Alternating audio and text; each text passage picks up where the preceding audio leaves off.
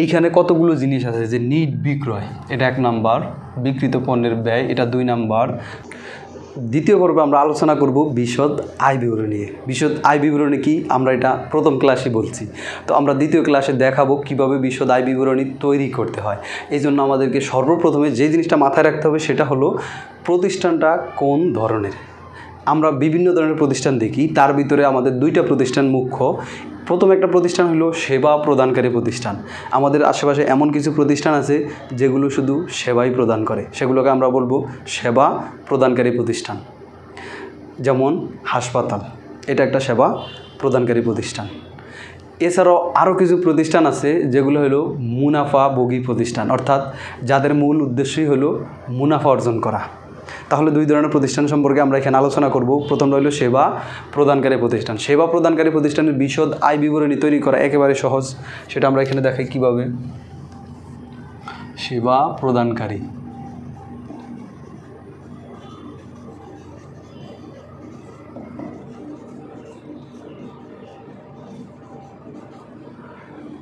সেবা প্রদানকারী প্রতিষ্ঠানে আমরা কি করব, সব প্রথমে আমরা আয়সমূহ লিখব।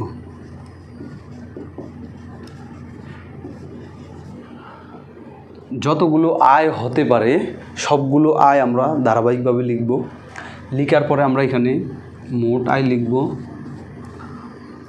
যতগুলো আয় আছে এভাবে আমরা লিখব, এখানে মোট আয় লিখব।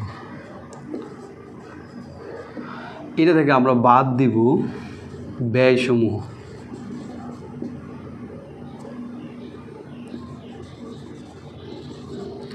ব্যয়সমূহ যদি আমরা এখান থেকে ব্যয়সমূহ বাদ দিই তখন আমাদের থাকবে নিট লাভ অথবা নিট মুনাফা। নিট লাভটাই বলি যেহেতু সেবা প্রতিষ্ঠান, বা নিট মুনাফাও বলতে পারি। এটা হলো কি সেবা প্রদানকারী প্রতিষ্ঠান। তো সেবা প্রদানকারী প্রতিষ্ঠান অনেক প্রতিষ্ঠান আছে, যেমন ডাক্তারি যে সেবা দেয় এটা সেবাকারী প্রতিষ্ঠান। এখানে সেবা হতে বিভিন্নভাবে আয় হতে পারে, এই প্রতিষ্ঠান সেবা দিয়ে আয় করতে পারে। এছাড়াও এই প্রতিষ্ঠানের কিছু জমা অর্থ আছে, এগুলো বিনিয়োগ করছে, বিনিয়োগ থেকে সুদ পাইছে, এটা আয় হতে পারে। এছাড়াও এখানে অনেকগুলো দালান আছে, দালানের একটা অংশ ভাড়া দিছে, উপভাড়া, এই ভাড়া থেকে কিছু আয় হয়েছে, এইভাবে অনেকগুলো আয় হতে পারে। খরচ কি, সেবা প্রদান করতে গিয়ে বিভিন্ন খরচ হয়েছে, সরঞ্জাম ক্রয় করছে, তারপরে বিভিন্ন যে কাঁচামাল যে সেবা প্রদানকারীর জন্য যে জিনিসগুলো গজ ব্যান্ডেজ কেনা দরকার এগুলো ক্রয় করছে, এটা খরচ হয়েছে। তো মোট কথা হলো আয়সমূহ যোগ করব, ব্যয়সমূহ যোগ করে আয় থেকে ব্যয় বাদ দিলে আমাদের নেট লাভ বা মুনাফা আসবে। এখন এখানে আমরা দেখাবো মুনাফা অর্জনকারী প্রতিষ্ঠান।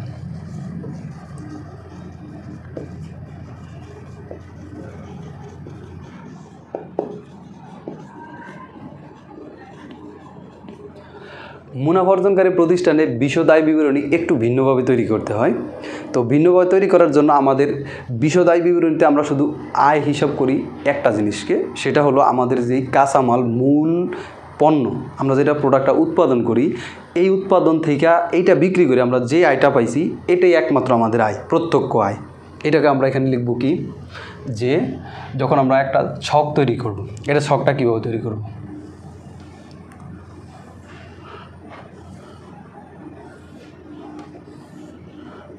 তিনটা আমরা টাকার ঘর দিব, 3টা এখানে দিব বিবরণ,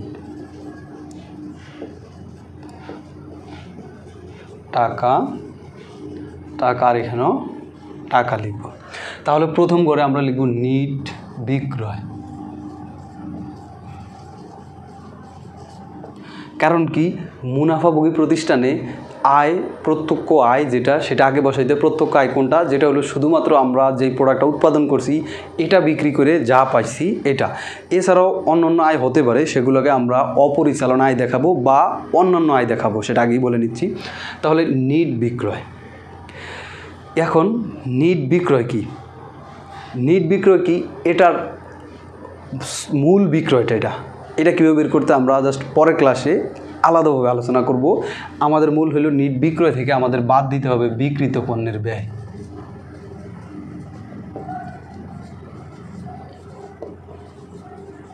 আমরা নিট বিক্রয়টাকে এখানে বসাবো, বিক্রিত পণ্যের ব্যয়টা বাদ দেওয়ার পরে যেটা আসবে এটাকে আমরা বলবো মোট, এটা এখানে বাদ দিব, বাদটা লিখে নেয়। বাদ, এটা আসবে মোট মুনাফা। আবারও বলছি যে আমাদের নিট বিক্রয় থেকে আমরা যদি বিক্রিত পণ্যের ব্যয়, আমরা একটা বিক্রয় করছি, মোট বিক্রয় যেটা আর কি নিট বিক্রয়, এই বিক্রয়টা থেকে আমরা কি করব, বিক্রিত পণ্যের ব্যয়, আমরা ওই পণ্যটাকে উৎপাদন করতে গিয়ে যেটুকু আমাদের ব্যয় হয়েছে ওইটা আমরা বাদ দিব।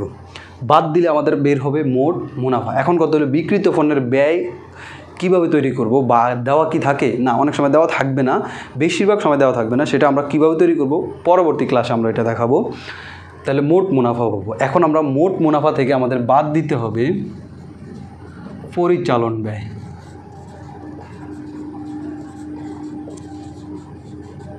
পরিচালন ব্যয়, এখন আমরা এখান থেকে যখন পরিচালন ব্যয়টা বাদ দিব, পরিচালন ব্যয় একটা না, পরিচালন ব্যয় 30-35টা আছে, কীভাবে মনে রাখতে হবে বা মনে না রেখে কীভাবে লিখতে হবে সেটা আমরা পরবর্তী ক্লাসগুলোতে দেখাবো। তো পরিচালন ব্যয় বাদ দেওয়ার পরে থাকতেছে আমাদের পরিচালন মুনাফা। পরিচালন মুনাফা বা পরিচালন লাভ, এটা আসলো পরিচালন আয় এখানে। এরপরে এখন এখানে আরও দুইটা জিনিস আছে। একটা হইলো আমরা তো এখানে শুধু আয় যে লিখছি, এখানে কি নিট বিক্রয়টা লিখছি, আয় বিক্রয় হতে আছে, এছাড়াও আমাদের আরও কিছু আয় হইতে পারে, এটাকে আমরা বলবো অপরিচালন আয় বা অন্যান্য আয়। অপরিচালন আয় এগুলাকে কী করব, যোগ। অপরিচালন আয়গুলোকে আমরা যোগ করব, কারণ আমাদের মুনাফার সাথে, পরিচালন মুনাফার সাথে আমরা কী করবো, আয়গুলা যোগ করতে হবে, ব্যয়গুলো বাদ দিতে হবে। এটা দেওয়ার পর আমাদের একটা অ্যামাউন্ট আসলো। আসার পর এটা থেকে আমরা বাদ দিব অপরিচালন ব্যয়।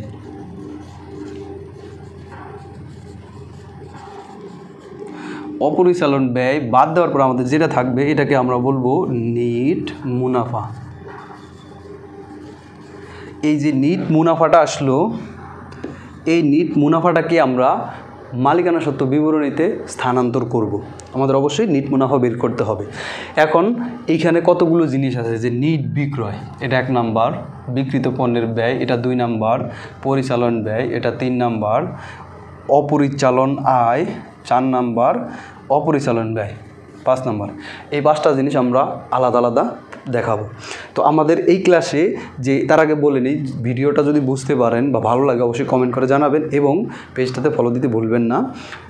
পরবর্তী ক্লাসগুলো করার জন্য আমন্ত্রণ থাকবে। এখন আমরা এই যে এটা শিখলাম কি, বিশদ আয় বিবরণী। মুনাফা অর্জনকারী প্রতিষ্ঠানের বিশদ আয় বিবরণী কীভাবে তৈরি করতে হবে। আমাদের নিট বিক্রয় থেকে বিক্রিত পণ্যের ব্যয় বাদ দিলে মোট মুনাফা আসবে। মোট মুনাফা থেকে আমাদের পরিচালন ব্যয়গুলোকে বাদ দিতে হবে। দেওয়ার পরে আমাদের অপরিচালন আয়গুলো আমরা যোগ করব, অপরিচালন ব্যয়গুলো বাদ দিলে আমাদের নিট মুনাফা আসবে। এখন যে 5টা জিনিস দেখাইছি, এই 5টা জিনিস আলাদা আলাদা আমরা দেখাবো, যে কি কি আসতে পারে আর কি কি আসতে পারে না। ধন্যবাদ সবাইকে। আজকের পর্ব এইটুকুই থাকলো, দেখা হচ্ছে পরবর্তী ক্লাসে।